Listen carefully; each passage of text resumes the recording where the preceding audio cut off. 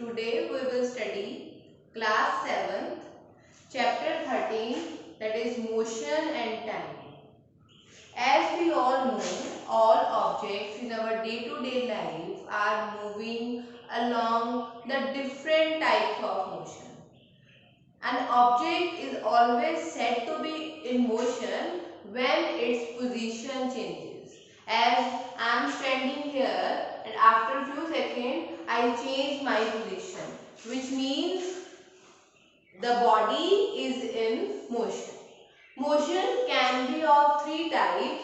Number one, the body moving in straight path, body moving in circular path, and a body having periodic motion. So, when a body moving in a straight line without any turn, then we can say that it is a straight motion. If a body is moving in a circle with a constant distance, then we can say that it is in circular motion. Next is periodic motion. When an object repeats its motion with respect to time, then it is called periodic motion. So here, during motion, we can simply judge that is an object is moving slow or fast. So it can be only decided by the position of a vehicle moving in the same direction. So if the vehicle is moving in a same direction in a straight line, then we can describe is it a slowest motion or the fastest motion. And also, if the distance covered by an object in a given interval of time also describe the fastest and the slowest motion. For example, if we start covering a distance of 5 kilometers and similarly at the same time bus starts its journey at 5 kilometers. Between you and bus, who covers the 5 kilometer fastest?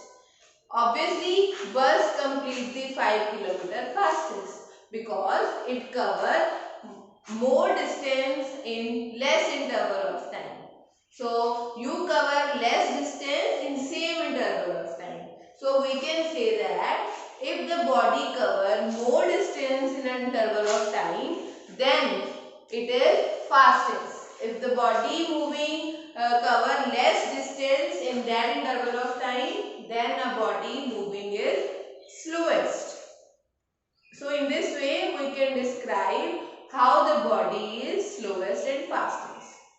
So it can also be described a body moving slow or fast by the term that is speed.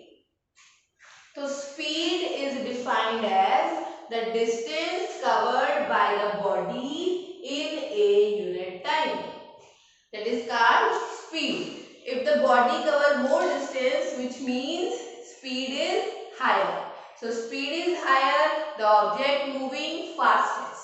If the speed is less, then the object moving slowest.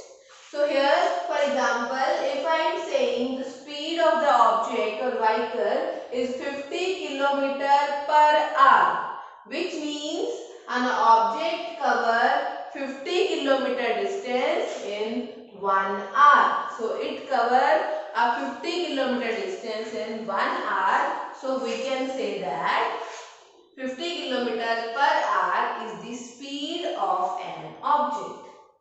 Actually, all the objects are not moving with constant speed. They are moving with the variable speed. So we can say that we describe the average speed.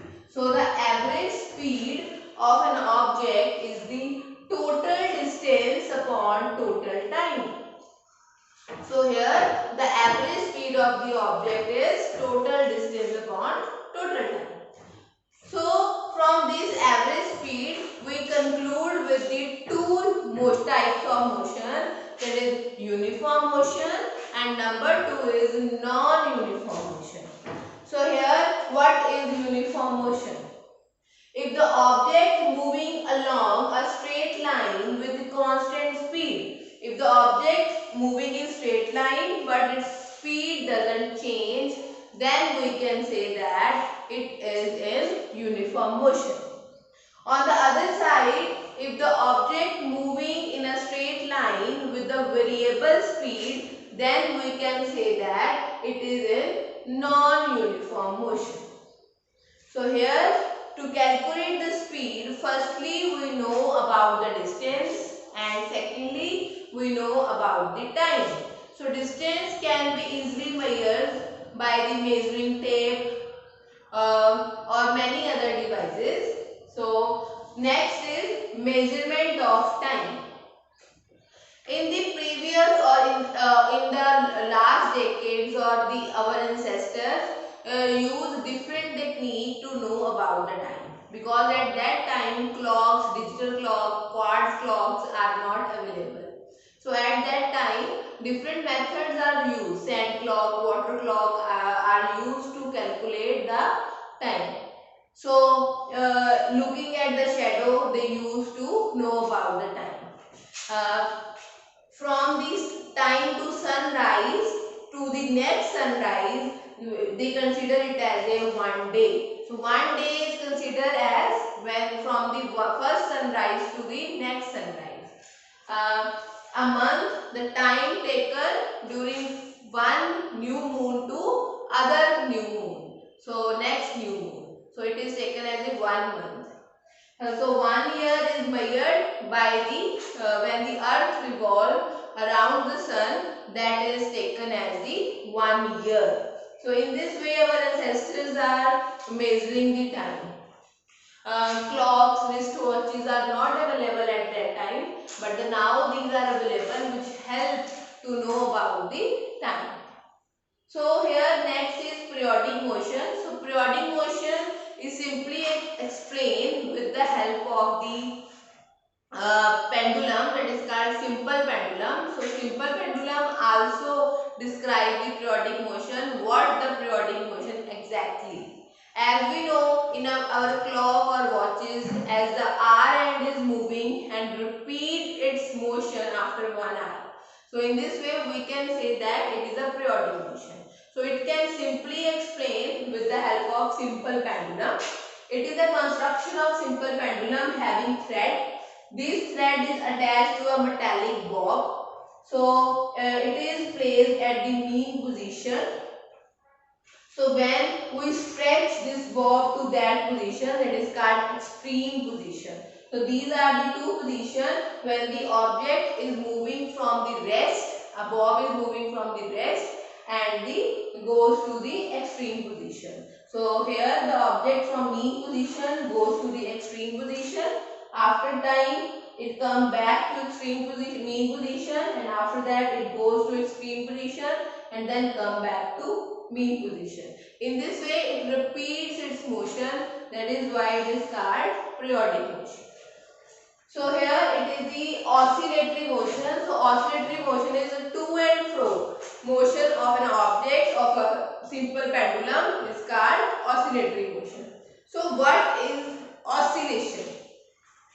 So when the object is moving from the mean position to extreme position A and come back to mean position and go to the other extreme position B, and after that it come back to mean position and again go to A position. So then we can say that it has one complete oscillation.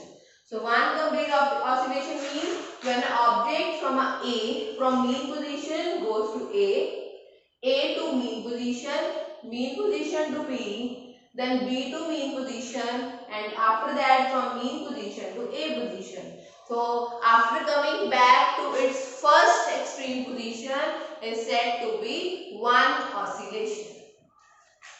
So next is time period. So time period is time taken to complete one oscillation is called time period. So how much time it can take to come back to A position is the time period of the metallic bob. So there are number of simple techniques which are used to calculate the time period. So here it is a quartz clock that is very accurate and use nowadays by using electric circuits and by using electric cells. So here is the activity in your book you can do regarding the simple pendulum. Just attach a string and a metallic bob and try to find out the number of oscillations. You can calculate the number of oscillations. So here is the activity. You can do that activity at home. So calculate the time period. So if there is a table that is shown in your book, so you can try that activity at home. Thank you.